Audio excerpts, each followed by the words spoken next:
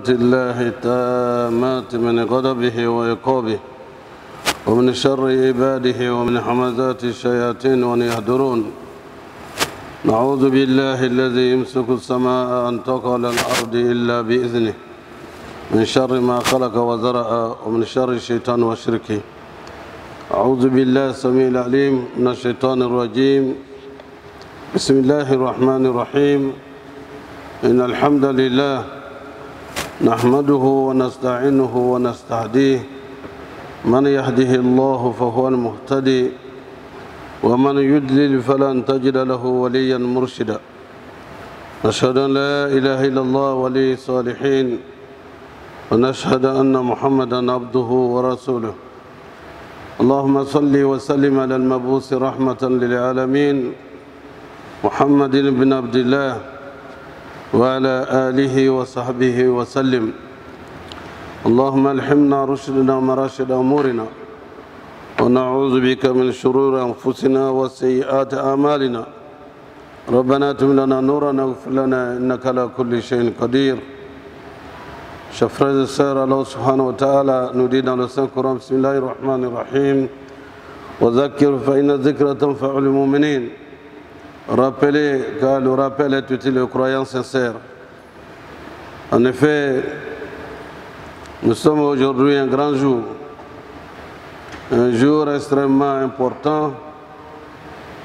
Vous savez pourquoi.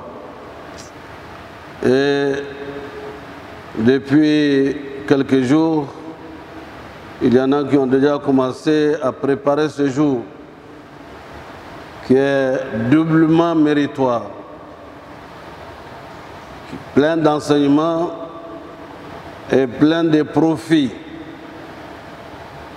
Parmi les jours comptés de l'année, les meilleurs jours, ce sont ces jours avant le jour de Arafat.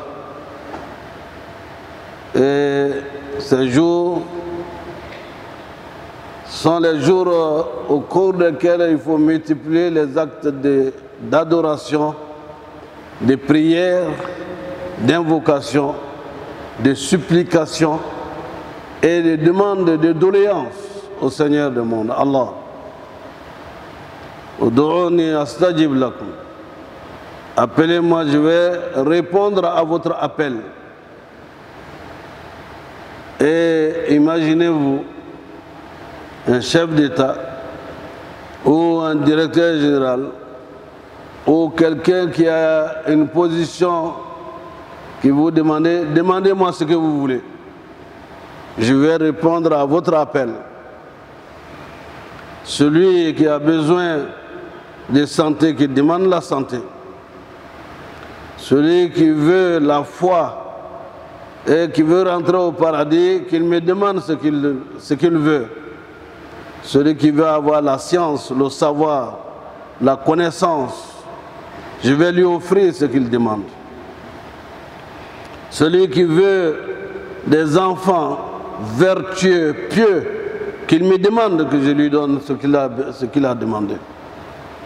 Celui qui veut la richesse, qu'il veut dépenser dans le sentier d'Allah, qu'il me demande cette richesse. Je vais la lui accorder si cela est dans son intérêt dans ce monde d'ici-bas et dans son intérêt dans le monde de l'au-delà. Et ce sont ces jours couronnés par le jour de Arafat, où le messager d'Allah Muhammad sallallahu alayhi wa sallam nous dit Sawmu Arafat yukaffir sanatayn. Celui qui jeûne le jour de Arafat, il a les péchés de 2 années pardonnés. Allahu Akbar. Celui qui jeûne le jour de Arafat, Allah lui pardonne les péchés de 2 années. Et sa grâce est infinie et qu'on ne peut même pas mesurer, tellement l'infini de l'infini est infini. C'est Allah. Il nous a dit à la fin du mois béni de Ramadan, Man sama Ramadan إيمانا واكتسابا غفر له ما تقدم من ذنبه. Ça c'est le Ramadan. Celui qui accompagne les 6 jours après le mois du Ramadan, je lui donne la valeur et la récompense d'avoir jeûné l'année tout entière. Cela est fait pour qui? Pour la Ummah de Muhammad sallallahu alayhi wa sallam. Les musulmans donc, nous avons tellement d'occasions qu'Allah nous a offertes pour avoir une existence heureuse ici-bas et avoir le paradis des vertueux serviteurs dans l'au-delà. Nous devons être reconnaissants vis-à-vis d'Allah. Nous devons être reconnaissants vis-à-vis de lui. De quoi s'agit-il ce jour? Le meilleur jour de l'année, c'est le vendredi. Et de la semaine, c'est le vendredi.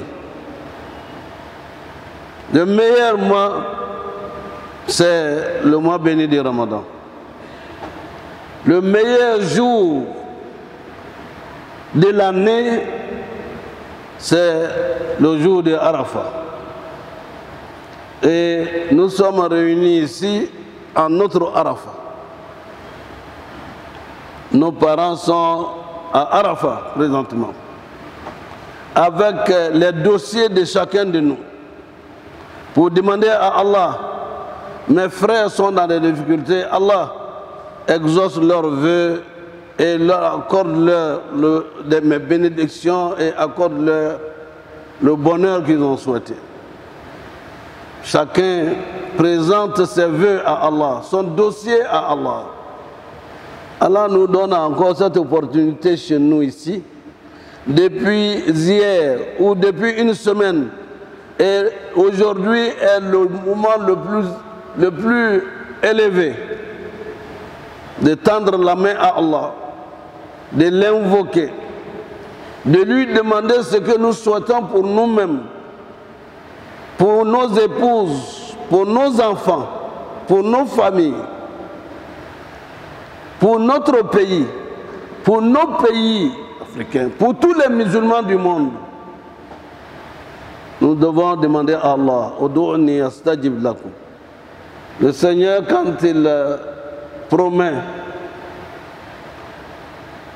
il respecte ses engagements vis-à-vis de ces soumis, de ces musulmans que vous êtes, de ces croyants sincères que vous êtes.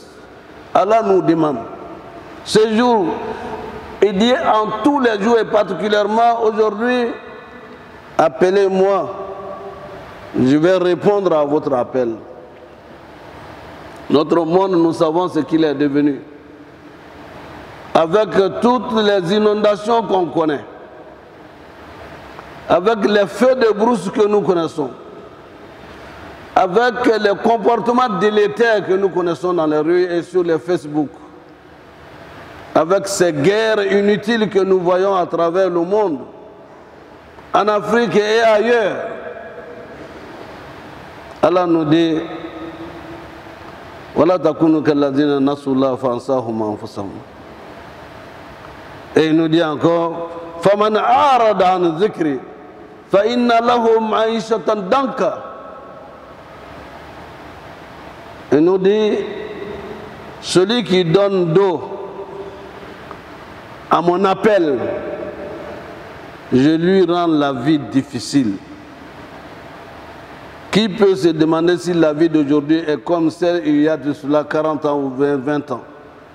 Le monde avance en étant difficile.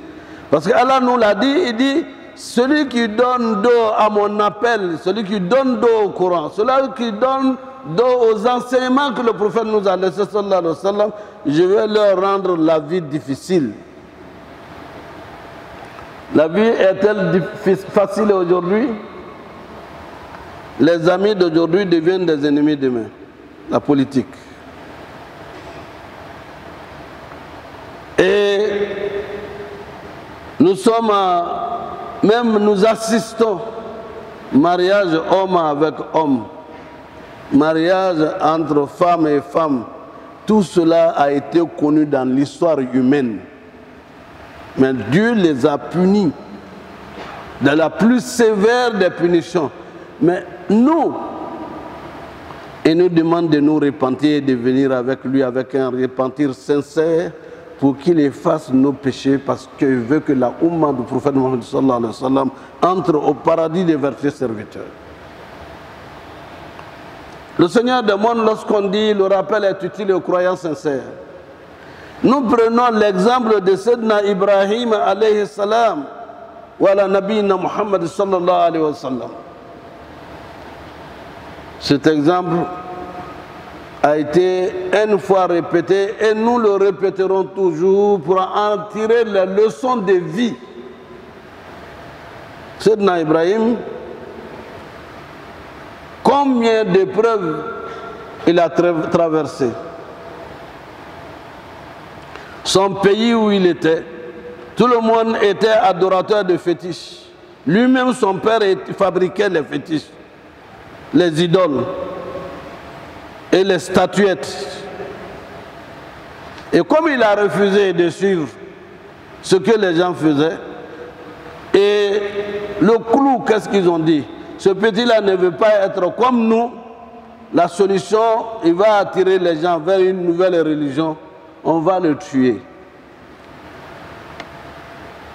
Si tu étais quelqu'un d'autre, la nuit, il a entendu ça, il va s'enfuir pour que personne ne le voie. On lui a dit, voilà ce qu'on... Tu risques la peine la plus terrible. Il n'a pas fui la nuit ni le jour. Il a attendu que ce qu'ils ont prévu soit fait. Et qu'est-ce qui a été fait? Comme vous le savez, ils ont fait un grand feu avec un catapulte. On le met dans ce catapulte pour le jeter loin dans le feu. Personne ne peut approcher le feu, tellement c'était incandescent. Même là encore, au moment où on allait le lancer dans le feu, les gens, certains ont dit, ah, pardonnez-moi, ce que j'ai dit, je reviens sur ma position. Non, il les a laissés parce qu'il sait que Allah qui l'a envoyé tient à sa promesse de protéger ses serviteurs. Et quand il a été jeté dans le feu, Allah subhanahu wa ta'ala donne l'ordre au feu. Kouni bardan wa salam ala Ibrahim. Feu. Yanar, au feu, soit fraîcheur et paix sur Ibrahim. Le feu a brûlé. Et Ibrahim se trouve dans les cendres, assis, pour que les gens voient.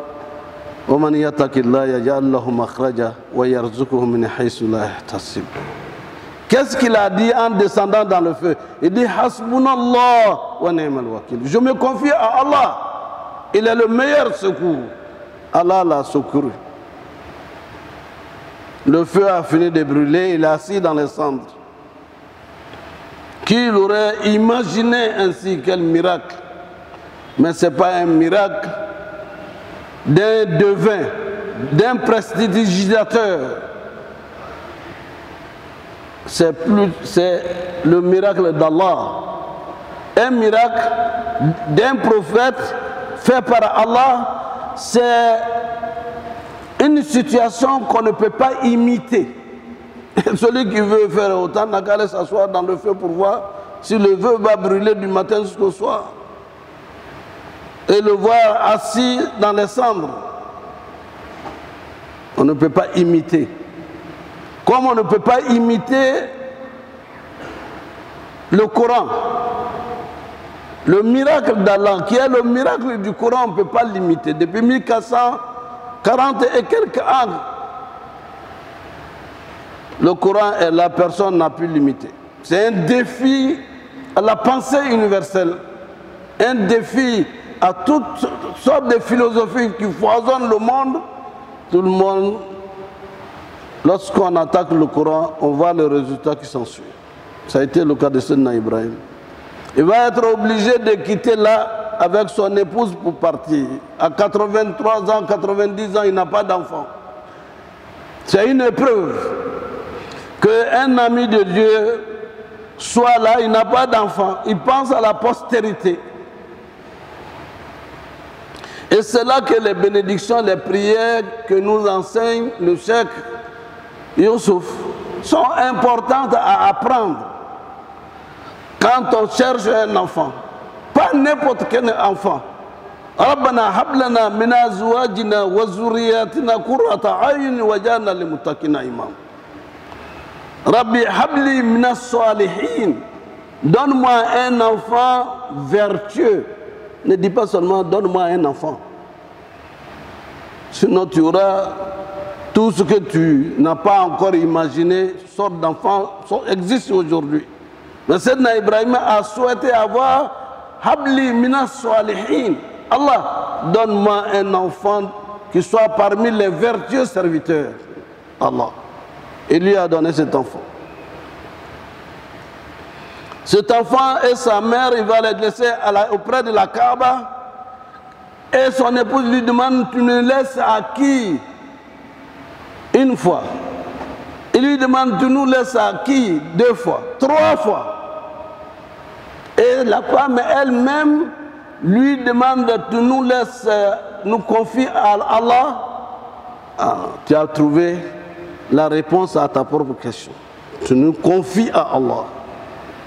Et celui qui est confié à Allah ne sera jamais perdu, ne sera jamais abandonné.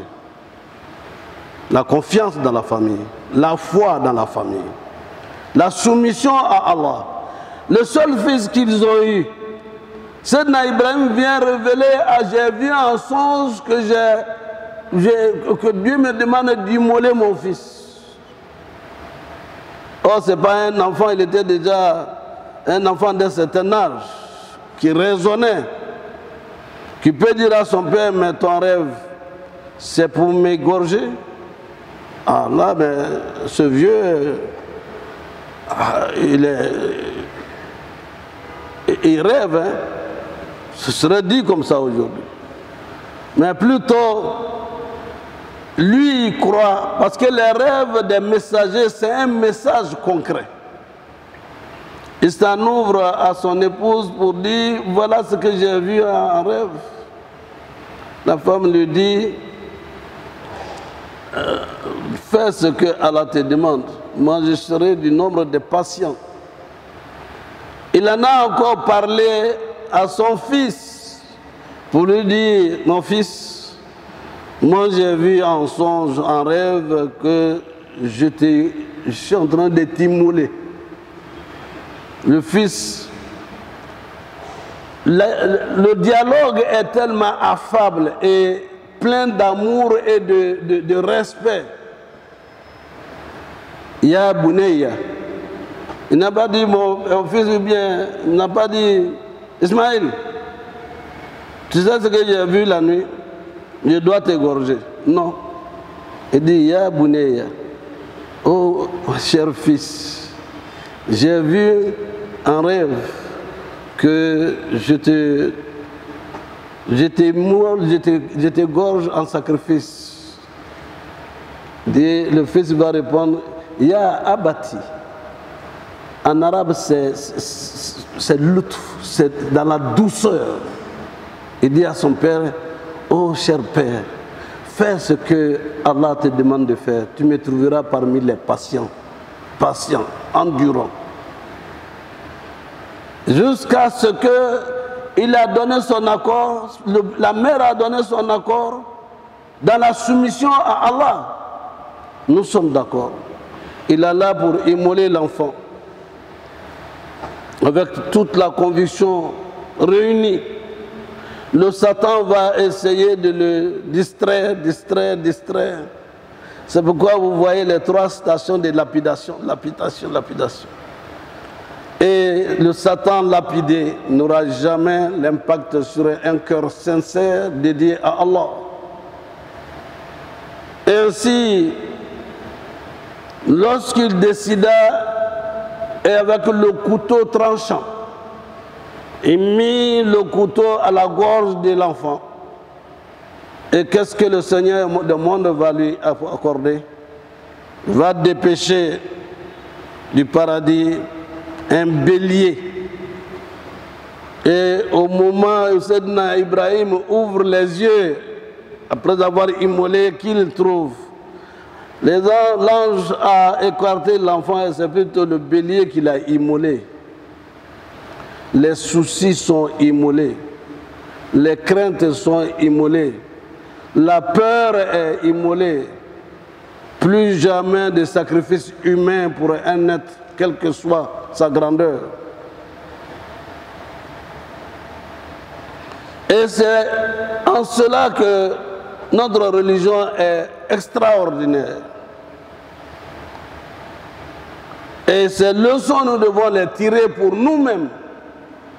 Quand le Seigneur demande, nous dit وَمَنْ يَتَّقِ اللَّهَ يَجْعَلْ لَهُ مَخْرَجًا وَيَرْزُقْهُ مِنْ حَيْثُ لَا يَحْتَسِبُ. Celui qui craint Allah d'une crainte sincère, nous lui donnons une porte de sortie à toutes les difficultés auxquelles il est confronté. À toutes les épreuves auxquelles il est confronté. Ça c'est la première partie. وَيَرْزُقْهُ مِنْ حَيْثُ لَا يَحْتَسِبُ. Il avait un enfant.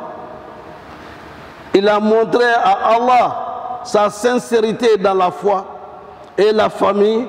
Il dit, je te donne un autre enfant. Au lieu d'un enfant, tu auras 2 enfants. Et la maman qui avait plus de 80 ans, ménopause, n'en parlons plus, le miracle, elle aussi a fait un enfant, Ishaq, la récompense de l'acte qu'il a posé. Celui qui craint Allah d'une crainte sincère, Allah lui donne une porte de sortie, mais il lui donne le bonheur d'avoir un autre enfant bonus au moment où il ne s'y attend pas du tout. Ce sera le cas de toi, mon cher frère.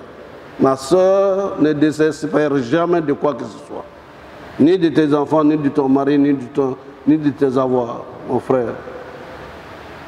Allah t'accordera au-delà de ce que tu peux espérer. La condition, c'est d'avoir le cœur avec le Seigneur du monde. C'est ce que nous allons commémorer demain. Et donc à nous de multiplier les prières aujourd'hui. Et ces invocations ont déjà été dites et seront encore dites pour que nous puissions imiter les messagers, mais surtout le prophète Mohammed sallallahu alayhi wa sallam. لَقَدْ كَانَ لَكُمْ فِي رَسُولِ اللَّهِ أُسْوَةٌ حَسَنَةٌ. Vous avez en la personne du prophète Mohammed sallallahu alayhi wa sallam un meilleur exemple de vie. Ils ont été tous éprouvés. Mais après les difficultés, après les épreuves, vient le bonheur. Mais nous voulons avoir le bonheur sans être éprouvés. Allah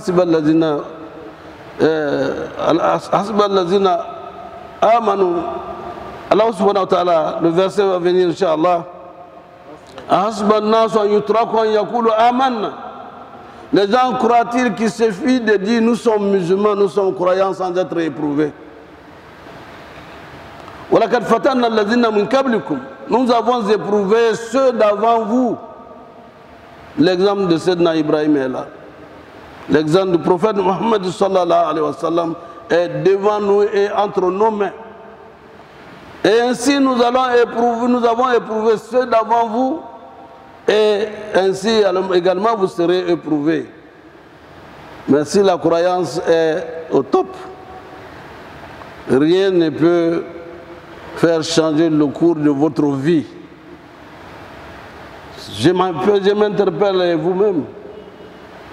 Prenons ces exemples, prions surtout. Toutes les doléances de l'année à venir que nous voulons. Après ce mois, le premier mois de l'année islamique va venir. En attendant, faites vos provisions. Faisons, demandons, écrivons même ce que nous voulons demander à Allah pour les temps à venir, pour nous, pour nos familles, nos enfants, les enfants d'Afrique, les enfants du monde, pour l'islam, pour nos pays, pour lesquels nous voulons la paix, nous voulons l'amour, le respect mutuel. Nous voulons vivre ensemble dans un climat de fraternité humaine.